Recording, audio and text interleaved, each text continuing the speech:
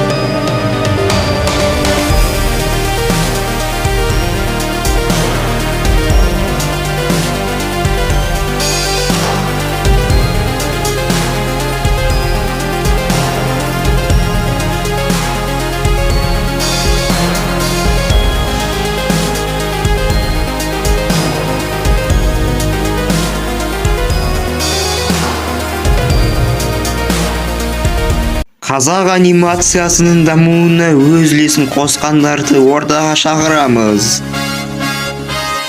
Бірінші кезекте Қаламком, Олжас Тоқабай, Нұрасыл аниматор, Қадам Гоу, Қайсар аниматор, және де тағы басқа аниматорлар, және де біздің бір разработчигіміз бар.